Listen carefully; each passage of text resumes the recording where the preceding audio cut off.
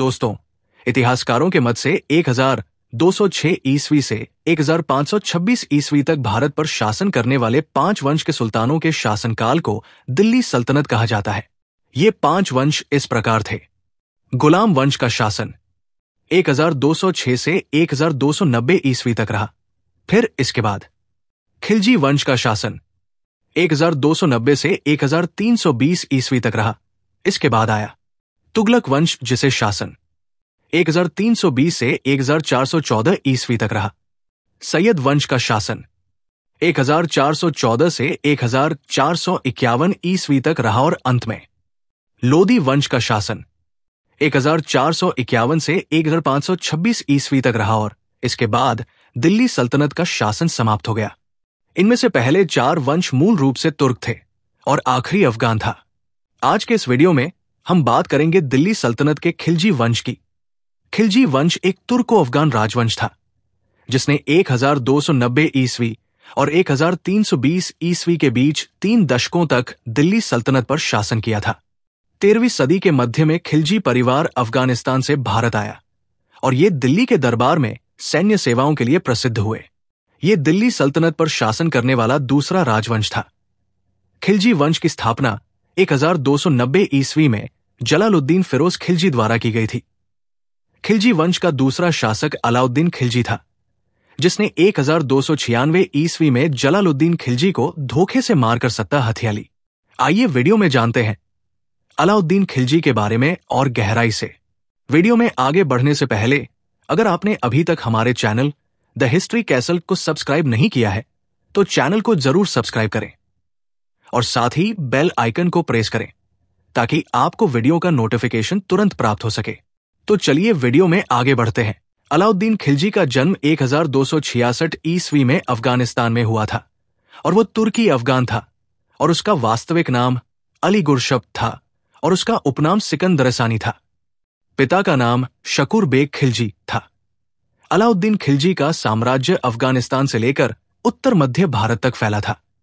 अलाउद्दीन खिलजी की मुख्य पत्नी मलिक आइजा, जो जलालुद्दीन की बेटी थी। अलाउद्दीन खिलजी ने कई अन्य विवाह भी किया, जिसमें दक्षिण भारत की रानियों से विवाह भी शामिल है। अलाउद्दीन खिलजी का प्रमुख पुत्र खिजर खां उत्तराधिकारी बनने की इच्छा रखता था। अलाउद्दीन खिलजी के अन्य पुत्र शहाबुद्दीन और कुतुबुद्दीन थे। अलाउद्दीन खिलजी की नीतियां काफी सख्त थी, लेकिन प्रशासन काफी प्रभावशाली था। अलाउद्दीन खिलजी ने मंगोल के आक्रमण को रोकने के लिए कुशल भूमिका निभाई, लेकिन अलाउद्दीन खिलजी को व्यक्तिगत जीवन में क्रूर और महत्वाकांक्षी माना जाता है। जानते हैं कैसे अलाउद्दीन खिलजी ने खिलजी वंश की सत्ता पर कब्जा किया। अलाउद्दीन खिलजी खिलजी वंश के संस्थापक जलालुद्दीन खान का भतीजा था। अलाउद्दीन खिलजी ने खिलजी वंश के खिलाफ हो रहे तमाम विद्रोह को दबाने में बहुत महत्वपूर्ण भूमिका निभाई और उसे अपार धन संपत्ति की प्राप्ति हुई। इस सफलता से उत्साहित होकर अलाउद्दीन खिलजी के मन में सत्ता का लालच आ गया और उसने लालच में आकर अपने चाचा और खिलजी वंश के संस्थापक जलालुद्दीन खान को गले मिलते समय धोखे से अपने 2 सैनिकों के साथ मिलकर मार डाला और सत्ता पर कब्जा कर लिया। इस प्रकार अलाउद्दीन खिलजी 22 अक्टूबर 1296 ईस्वी में खिलजी वंश का दूसरा शासक बना। अलाउद्दीन खिलजी के शासन में उसके विद्रोहियों ने अलाउद्दीन खिलजी के खिलाफ कई बार विद्रोह किया, जिनमें से कुछ विद्रोह किस प्रकार है। 1299 ईस्वी में गुजरात के सफल अभियान में प्राप्त धन के बंटवारे को लेकर नवी मुसलमानों द्वारा किए गए विद्रोह। दूसरा विद्रोह अलाउद्दीन के भतीजे अकद खां द्वारा किया गया। तीसरा विद्रोह अलाउद्दीन की बहन के लड़के मलिक उमर एवं मंगू खां ने किया। चौथा विद्रोह दिल्ली के हाजी मौला द्वारा किया गया। इन सभी विद्रोहों को अलाउद्दीन खिलजी द्वारा सफलतापूर्वक दमन कर दिया गया। अब जानते हैं अलाउद्दीन खिलजी और मंगल के बीच हुए संघर्ष के बारे में। 13वीं शताब्दी में मंगोल साम्राज्य अपनी शक्ति के चरम पर था। चंगेज खान के उत्तराधिकारियों ने एशिया के कई हिस्सों में विजय प्राप्त की और उनकी नजर अब भारत पर थी। दिल्ली सल्तनत पर मंगोल आक्रमण 1221 ईस्वी इल्तुतमिश के समय से शुरू हो गया था। मंगोलों का उद्देश्य भारत की समृद्धि को लूटना और सल्तनत पर कब्जा करना था। अलाउद्दीन के शासनकाल में मंगोलों ने भारत पर कई बार आक्रमण किया, लेकिन उन्होंने हर बार मंगोलों को पीछे हटने पर मजबूर कर दिया। 1297 से 98 ईस्वी में मंगोल नेता सल्दी और कुल्गू ने गुजरात पर आक्रमण किया, लेकिन अलाउद्दीन खिलजी ने मंगोल को गुजरात से खदेड़ दिया। 1299 ईस्वी में मंगोल नेता कुतलुक ख्वाजा ने दिल्ली पर सीधा आक्रमण किया, लेकिन यहां पर भी मंगोल को मुंह की खानी पड़ी। 1303 ईस्वी में जब अलाउद्दीन चित्तौड़ की विजय में व्यस्त थे, मंगोलों ने दिल्ली पर हमला किया, लेकिन एक बार फिर मंगल पराजित हो गए। 1305 ईस्वी में मंगोल नेता तारतक ने भारत पर सबसे बड़ा आक्रमण किया। तराइन के पास बड़ी लड़ाई हुई, जिसमें मंगोल का पूरी तरह से सफाया हो गया। 20,000 से अधिक मंगोल सैनिक मारे गए। इस विजय ने मंगोल को भारत पर आक्रमण करने से हमेशा के लिए हतोत्साहित कर दिया। मंगोल के खिलाफ मिली इस चीज के बाद अलाउद्दीन खिलजी को एक कुशल योद्धा के रूप में मान्यता मिल चुकी थी। अलाउद्दीन खिलजी ने अपने शासनकाल में अपने साम्राज्य को बहुत विस्तार दिया। जानते हैं किस प्रकार से अलाउद्दीन खिलजी ने अपने साम्राज्य का विस्तार किया। 1298 ईस्वी में अलाउद्दीन खिलजी ने अहमदाबाद के निकट राजा करण देव को हराकर गुजरात पर कब्जा कर लिया। युद्ध में अलाउद्दीन खिलजी ने कई व्यापारिक बंदरगाहों को अपने अधीन कर लिया था। खिलजी ने जैसलमेर के राजपूत शासक दूदा एवं उसके सहयोगी तिलक सिन्हा को 1299 ई में पराजित किया और जैसलमेर की विजय की। 1301 ईस्वी में अलाउद्दीन ने रणथंभौर के किले को जीतकर अपने कब्जे में कर लिया। इस युद्ध में हमीरदेव वीरगति को प्राप्त हुए। 28 जनवरी 1303 ईस्वी को सुल्तान चित्तौड़ के किले पर अधिकार करने में सफल हुआ। रावल रतन सिंह युद्ध में वीरगति को प्राप्त हुए और उनकी पत्नी रानी पद्मिनी ने अन्य स्त्रियों के साथ जौहर कर लिया। ये चर्चा का विषय है। 1304 ईस्वी में अलाउद्दीन खिलजी ने मथुरा पर आक्रमण करके मथुरा पर विजय प्राप्त की। नवंबर 1305 ईस्वी में किले पर अधिकार के साथ ही उज्जैन, धारानगरी, चंदेरी आदि को जीतकर अलाउद्दीन खिलजी ने मालवा समेत दिल्ली सल्तनत में मिला लिया। 1311 ईस्वी में सुल्तान की सेना ने कान्हन देव को युद्ध में पराजित कर उसकी हत्या कर दी। इस प्रकार जालौर पर अधिकार के साथ ही अलाउद्दीन के राजस्थान विजय का कठिन कार्य पूरा हुआ। 1311 ईस्वी तक उत्तर भारत में सिर्फ नेपाल, कश्मीर एवं असम ही ऐसे भाग बचे थे जिन पर अलाउद्दीन अधिकार नहीं कर सका था। उत्तर भारत की विजय के बाद अलाउद्दीन ने दक्षिण भारत की ओर अपना रुख किया। अब बात करते हैं अलाउद्दीन खिलजी के दक्षिण विजय अभियान की। अलाउद्दीन खिलजी के समकालीन दक्षिण भारत में सिर्फ 3 महत्वपूर्ण शक्तियां थी। देवगिरी के यादव, दक्षिण पूर्व तेलंगाना के काकतीय और द्वार समुद्र के होयसल। अलाउद्दीन द्वारा दक्षिण भारत के राज्यों को जीतने के उद्देश्य के पीछे धन की चाह एवं विजय की लालसा थी। वो इन राज्यों को अपने अधीन कर वार्षिक कर वसूल करना चाहता था।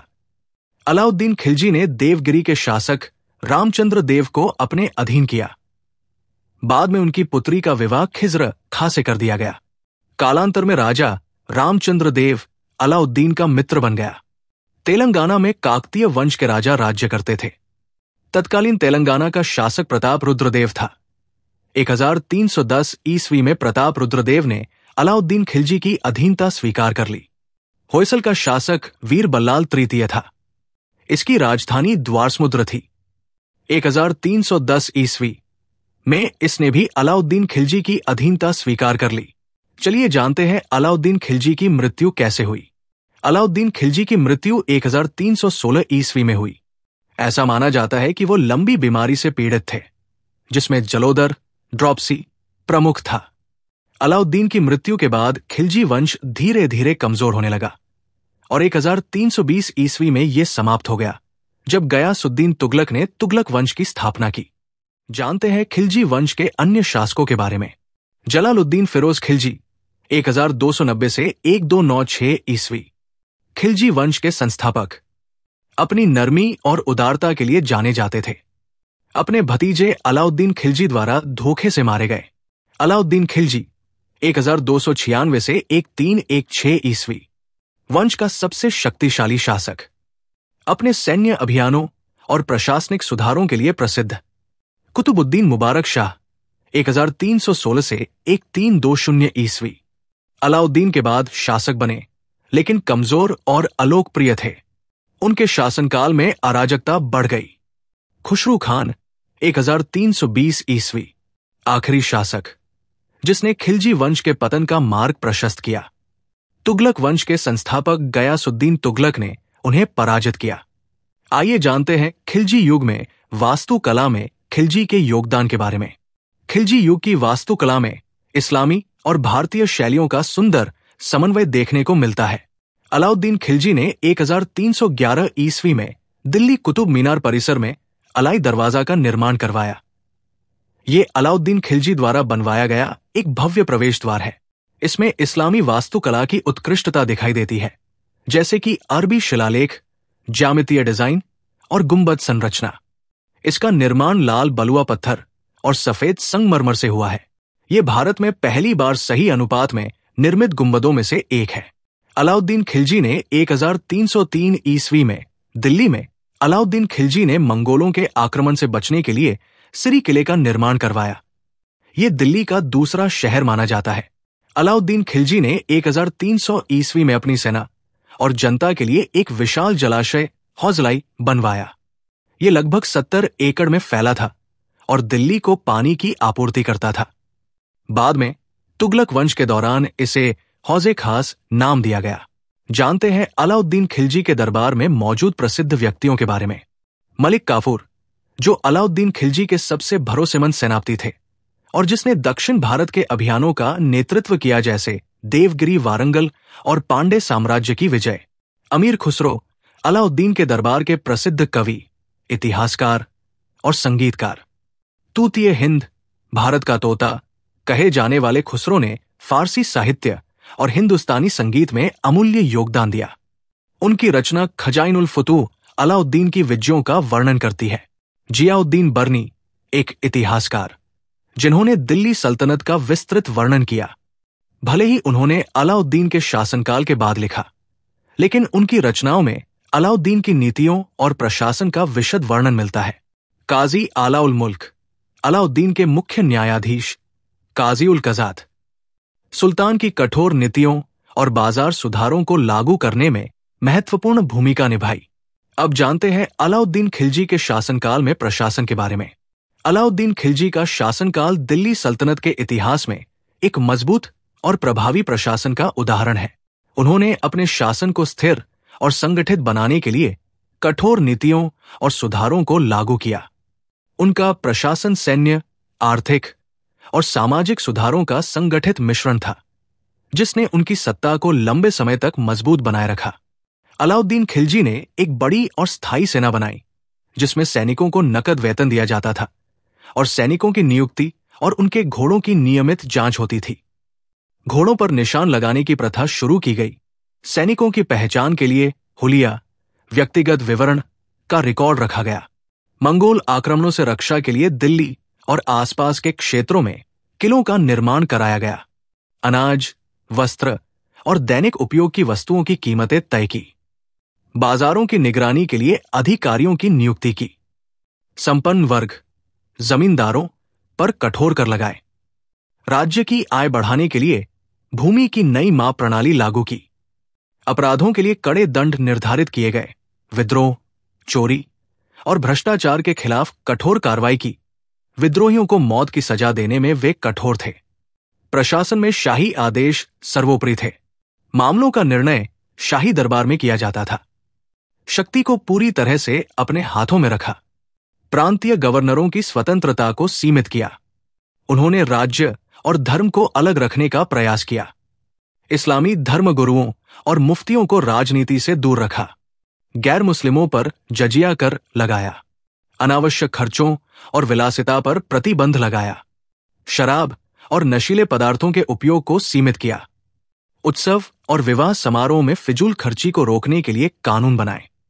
तो ये थी जानकार अलाउद्दीन खिलजी के बारे में। आपको ये वीडियो कैसी लगी, इसके बारे में हमें कमेंट करके बताएं। वीडियो अच्छी लगी हो तो इसे लाइक अवश्य करें और ऐसी ही अन्य ऐतिहासिक वीडियो को देखने के लिए हमारे चैनल द हिस्ट्री कैसल को सब्सक्राइब करें। मिलते हैं हमारी अगली वीडियो में, तब तक के लिए धन्यवाद। जय हिंद।